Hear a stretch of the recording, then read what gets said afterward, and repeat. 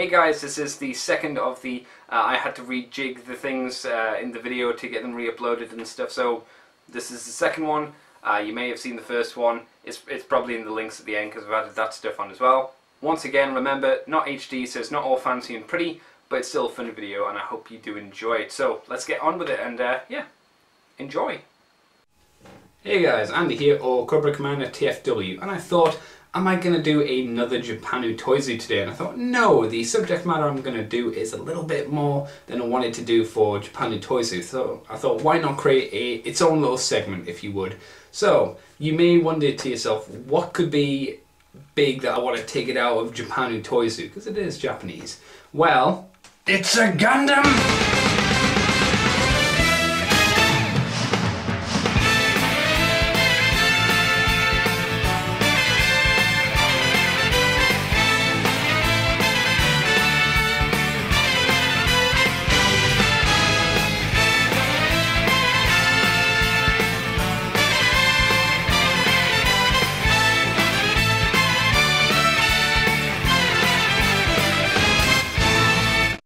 So we'll start off this first episode of It's a Gundam with one of my favourite basic Gundam designs, which is the RX-79 ground type from the OVA series 8th Mobile Suit Team.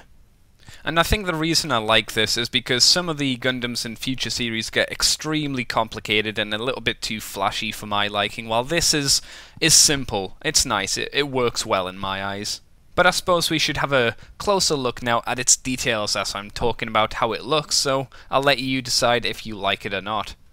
So let's start off with the head, and it's what you kind of would expect from a Gundam with the red chin and the yellow V-fin, but it's got some nice detail on the side and the back of the head. Okay, and some may say that the chest is very bland.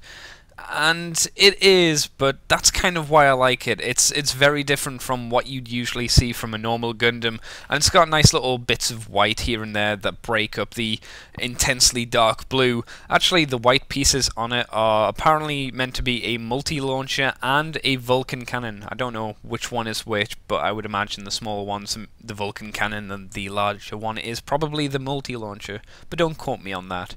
The arms and shoulders are again kind of simple, with only a little bit of detail really on his forearms, but they serve the purpose of, you know, being arms. And the hands are again very generic and have a fairly good shape to them. They look like good holding things hands and whatnot, but they do have their problems, which I'll talk about later in this video. The waist is very stereotypical once again of a Gundam with the front skirts and the red crotch, so there's really nothing to say about it here, I'm afraid. Something that is different, however, are the legs. They have this really good angular look to them and have these cool knee pads on, which I think are there to help stabilize it for when it goes down into its kneeling position for its sniping mode. I do like these legs a lot. They look kind of neat and very unique among the Gundams out there. And last but not least are the very standard feet design, which you get again with every kind of Gundam kit.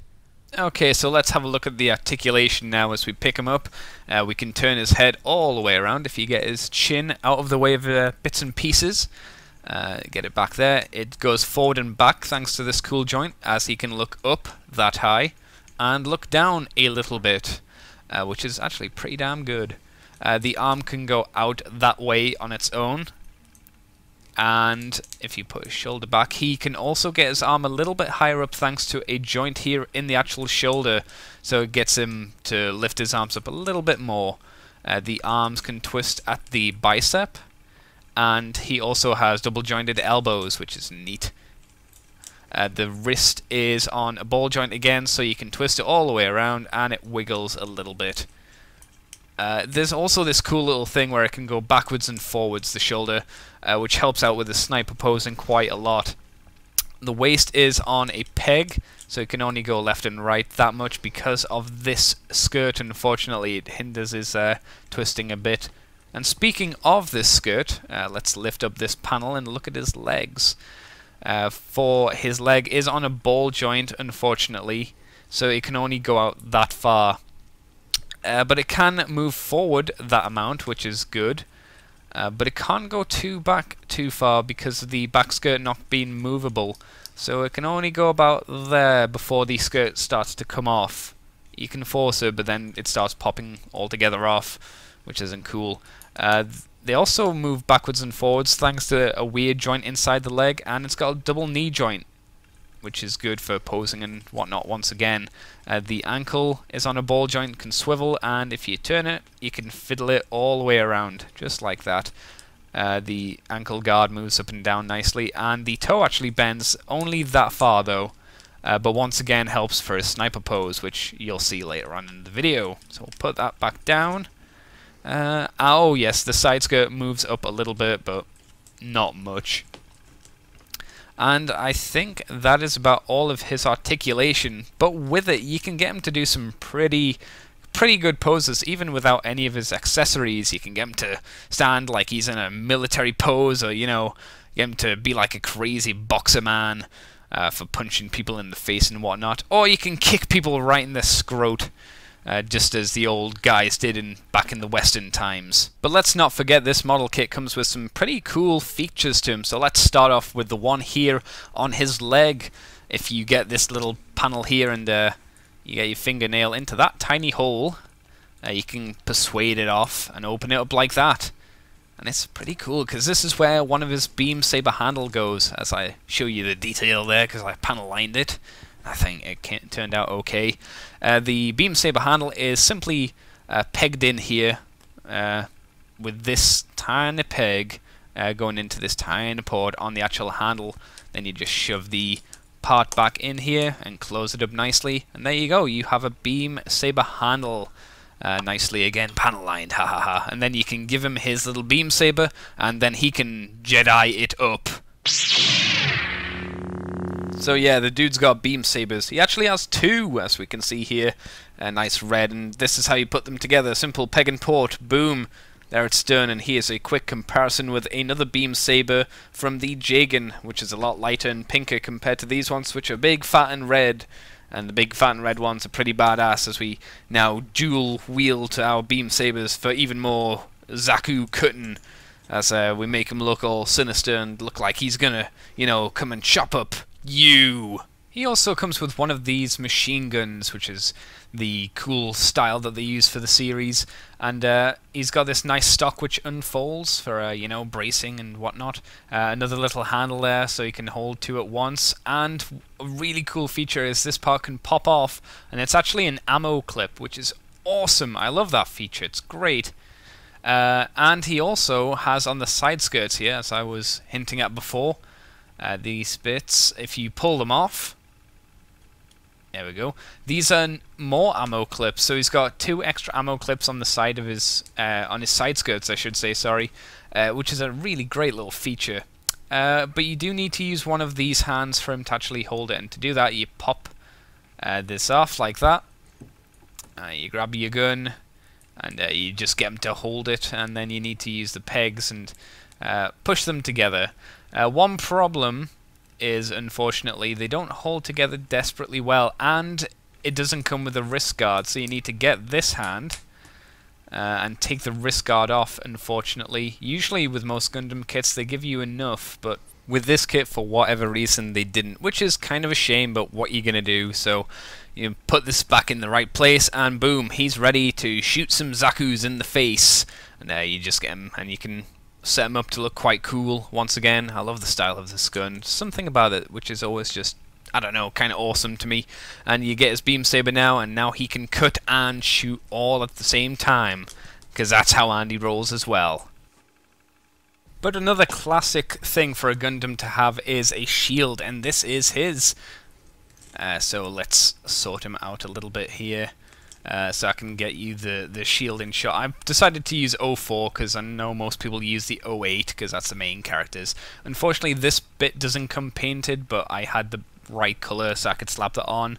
Got nice detail there, and with that bit you can use this clip here, and if we take the sword out, there's a port there and a port there, and obviously you get this handy peg and you go, hey, let's get the shield and shove it on there. It's a little bit fiddly, but it doesn't really clip. It just kind of slides in place, and then you peg the peg into the port.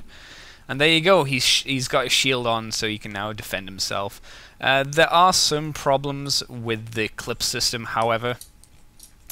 I'll try and show you now. You get it's really loose like that. It only takes a couple of shakes and it flops out, unfortunately, which is a little bit annoying. So you need to be a little bit careful with that when you're playing around with it.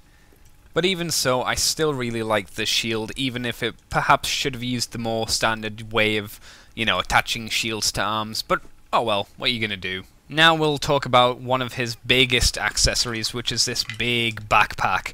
And this is one of the things that's synonymous with the RX-79 from the series. So let's take the shield off there and straighten him out a bit. And let's open up his backpack by flipping up these two parts here, which aren't on hinges. They are on kind of these pegs, but the friction helps. Let's pull this bit down now, and it's on a little system there, so it slides down. And we get the two pegs there into the two ports. Slam it in together and make sure everything's nicely connected, which I think I've got there. And it holds on really well. It's not going to wobble or fall off, but it can make him a little bit top heavy and make him lean back a bit like it did there. But it works, and it looks good. You can't really open it though in this mode. You can try, but you're not meant to, so it's best to leave it. But let's have a closer look at what this container contains. Oh. As we open it up, we get to see some more cool inner detail, which has been panelized so you can actually see it.